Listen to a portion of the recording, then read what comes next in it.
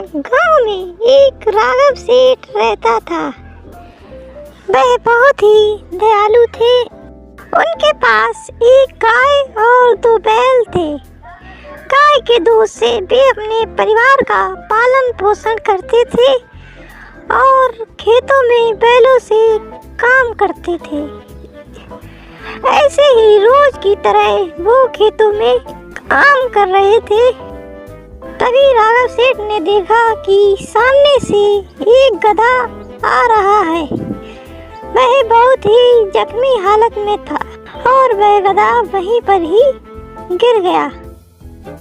तभी सेठ ने देखा और सेठ दौड़कर गधे के पास जाने लगे और कहने लगे, पता नहीं किसने इसे यहाँ जख्मी हालत में छोड़ दिया। और सेठ ने उस गधे को पानी पिलाया और उसके पैर में पट्टी बांध दी। कुछ दिनों तक राघव सेठ ने उस गधे के पैर में पट्टी बांधी और कुछ दिनों बाद वह गधा ठीक हो गया। लेकिन वह गधा कहीं गया ही नहीं। वह राघव सेठ के खेतों के आसपास ही रहता था। कई दिनों से सेठ के गांव में फसल काटने की चोरियां हो रही थी, जिससे गांव वाले बहुत परेशान थे और चोरों का भी कोई पता नहीं लग रहा था। तब एक दिन राघव सेठ के खेत में 2 चोर घुसे और फसल काटने लगे। इतने में वह गधा बहुत जोर जोर से चीखने लगा, वाह वाह वाह वाह। बहुत देर हो गई लेकिन गधा चीखता ही रहा, वाह वाह वाह वाह। थोड़ी देर बाद राघव सेठ के कान में आवाज आई। तब राघव सेठ ने गेट खोल कर देखा कि खेत में बहुत तेज रोशनी हो रही है। तब राघव सेठ मन ही मन कहने लगे, पता नहीं खेत में क्या हुआ है, बहुत तेज रोशनी आ रही है, कहीं चोर तो नहीं आ गए। तब राघव सेठ दौड़कर खेत पर चले जाते हैं। तब राघव सेठ ने देखा कि 2 चोर सेठ की फसल काट रहे हैं। राघव सेठ ने शोर मचाना शुरू कर दिया और कहने लगा, चोर चोर, देखो चोर, खेत में चोर।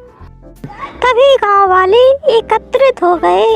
तब राघव सेठ कहने लगे, देखो हमारे खेत में फसल काटने ये चोर लोग आते हैं। तब गांव वाले चोर से कहने लगे, तुम चोरी क्यों कर रहे थे? तब चोर ने कहा कि मैं बहुत गरीब आदमी हूँ, 2 दिन से मेरे बच्चों ने कुछ नहीं खाया, इसलिए मैं चोरी कर रहा हूँ।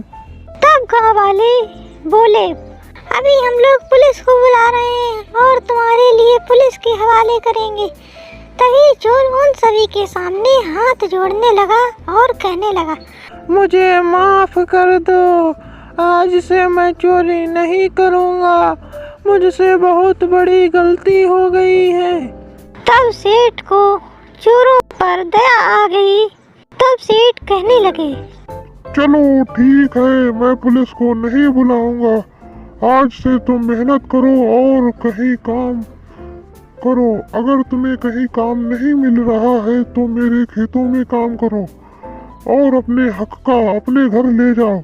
तब गांव वाले सेठ की इस बात पर बहुत प्रसन्न हुए। तब चोरों ने सेठ का धन्यवाद किया। सेठ हमें माफ कर दो, हमने बहुत बड़ी गलती की है, आज से हम कोई चोरी नहीं करेंगे। तब सेठ कहने लगा, नहीं कोई बात नहीं, तुम मेहनत करो और खाओ। तब राघव सेठ ने उस गधे की तरफ देखा और गधे से कहने लगा, मैंने तुम्हारी निस्वार्थ सेवा की थी, इसलिए तुमने आज हमारी मदद की और 2 चोरों को एक अच्छा आदमी बनवा दिया। आज से तुम हमारे साथ ही रहोगे और हमारे खेत की रखवाली करोगे। तब वह गधा राघव सेठ के घर पर ही रहने लगा और उनके खेतों की